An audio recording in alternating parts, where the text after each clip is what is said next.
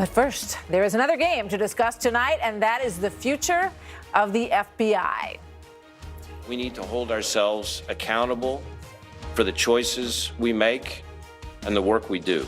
The OIG report makes clear that we've got some work to do. A stinging IG report today doubles down on the president's criticism of James Comey, calling him insubordinate and saying that he usurped power while he was at the agency. But remember this?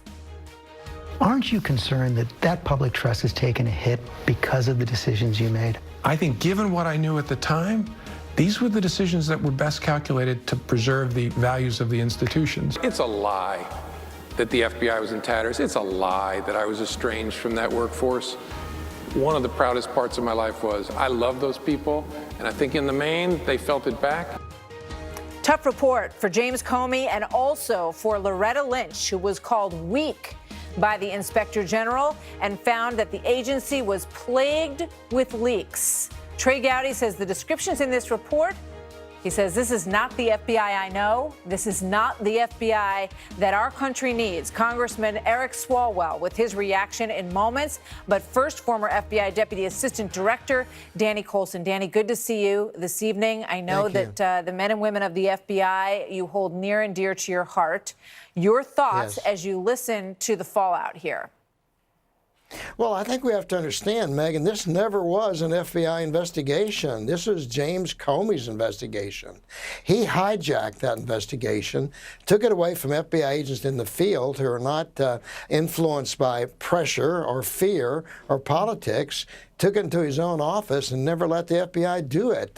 That's very disturbing to me that he did that. The FBI is intact. Christopher Wray did a magnificent job today putting this thing in perspective. This wasn't an FBI deal.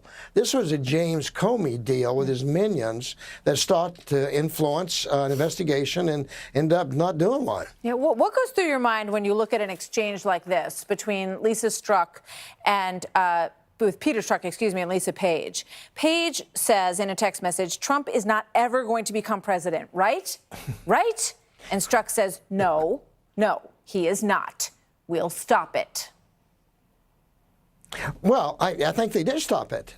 If you look at the animus in those emails and the bias, and then see what they didn't do, how they conducted this weak, ineffective, sophomoric investigation that did not use a grand jury, that didn't do hard-hitting investigations, and was conducted by people at a much too high level. They should have allowed FBI field agents to do that. They're tougher, they're harder, and they don't care about politics. Danny, let me ask you a question. This is in the report that came out today, and this is what they say about the grand jury. It says, we found that one of the reasons for not using a grand jury for testimony involved concerns about exposing grand jurors to classified information. How does that wash with you? It's laughable. I did Iran-Contra. That involved a lot of classified material. We indict spies, and we expose the grand jury to it. That's a specious argument. I have a hard time with that. I've talked to other agents today and the former agents today. They all laughed at it, too. Grand juries, there's a process, Megan, to do that. It's Martha, but that's Martha, okay, Danny. I know. It's okay. I'm sorry. It's all right. But there is a process, and they didn't do it. Let me ask you one other here, because this also really stuck out to me in terms of the interview that they did with Hillary Clinton at the very end. And we know that the report was basically written before they even sat down with her. And the Inspector General says, we found that by the date of her interview, the mid-year team and Comey had concluded that the evidence did not support criminal charges. And then in parentheses, absent a confession or false statement by Clinton during the interview, and that the interview had little effect on the outcome of the investigation. How can that be?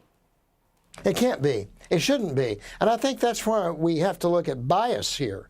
They were biased to come up with a conclusion. Whether the director didn't have the courage to go forward with a proper investigation or had a bias, I don't know the answer to that. But I know that it's not our job to make a prosecutive opinion. We do a complete, full investigation, give it to somebody else. They decide, not us. And you don't formulate your investigation based on a preconceived notion of innocence or guilt. Yeah. That's the way the FBI operates, but not in this case. I mean, I think it's interesting. There's all the headlines coming out of this, or many of them are, well, there was no bias in the investigation. When I actually started reading it, I couldn't understand where that takeaway really came from. But one other thing, because Christopher Wray spoke about this today, let's put up this chart that is part of the report that shows the pattern of leaks coming out of the FBI. So just, obviously at home, you can't really grasp this completely. But the little red circles in the middle are reporters.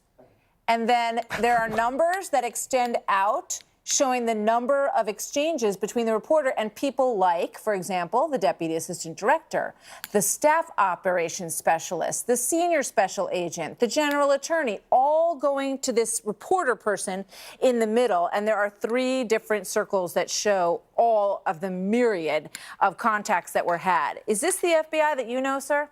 No, Martha, it is not.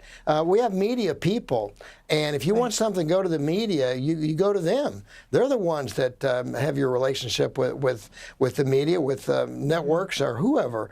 It's not the job of 1,000 people in the FBI to talk to the media. That's why we have leaks. And I think Christopher Wray addressed that today. Yeah. They're going to do a study to see what they should do, and what they should do is go back to what we did. Don't talk to them. Don't talk to me. I know FBI agents that I try to get stuff out of, and they don't talk to me. So there are a lot of good ones out there, and we all know it. Danny, thank you very much. It's good to speak with you tonight. The former agents will give you a little bit more, but good to see you tonight.